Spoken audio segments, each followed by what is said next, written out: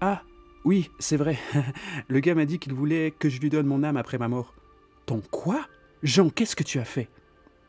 Tu as donné ton âme? Jess, pourquoi tu te mets dans tous ces états? Ce n'est pas grave. Une fois que je suis mort, je suis mort. Il peut bien prendre ce qu'il veut.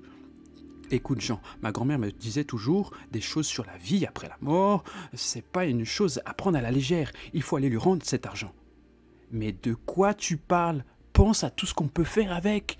Et si tu veux, on ira donner un peu à l'église du quartier. Jean, est-ce que tout y est? Oui, rassure-toi, je n'ai encore dépensé le moindre. Zut. Ah. J'ai utilisé la pièce de 1 € pour payer le bus. Je n'avais pas de monnaie, et comme par hasard, il y avait 100 000 et 1 €. Jean? Oui? Quoi, oui? Non. Jean, c'est-à-dire...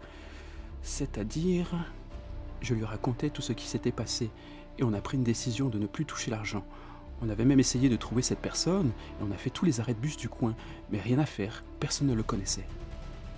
Tous les matins, je regardais la sacoche pour voir si ce n'était pas un rêve, et je m'assurais que tout était bien là. Jess avait aussi son petit rituel.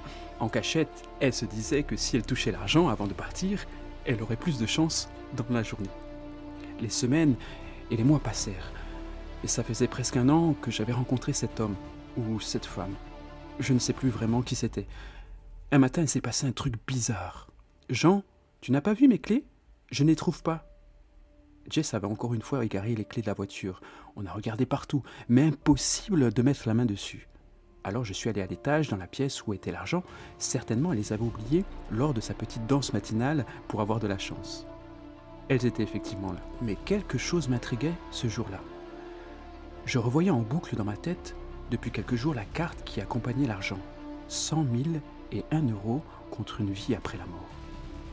Il fallait que j'en aie le cœur net. Il me semblait avoir vu une autre inscription dessus, mais je n'y avais pas prêté attention. J'ouvris alors le sac et trouvai la carte où on l'avait laissée. Je la pris et la regardai à la lumière de la fenêtre. C'est bien ce que je pensais. Il y avait une petite inscription en relief en bas à droite, mais il me fallait un miroir pour le lire, car elle avait été écrite à l'envers. Date d'expiration, maintenant.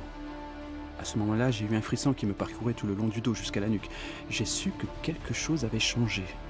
Jess avait pris le double des clés et elle était déjà en route pour aller à l'université. Elle était en dernière année d'école d'infirmière. Je pensais qu'elle était déjà partie quand j'entendis des pneus crisser sur le nouveau bitume devant la maison. Je savais que c'était Jess. Je déballai les escaliers à toute vitesse, sautant les 4 dernières marches et ouvris la porte. Jess était au volant. Un chat était passé devant la voiture à la dernière minute. Elle me fait signe que tout allait bien et est partie. C'était la dernière fois que je voyais Jessica.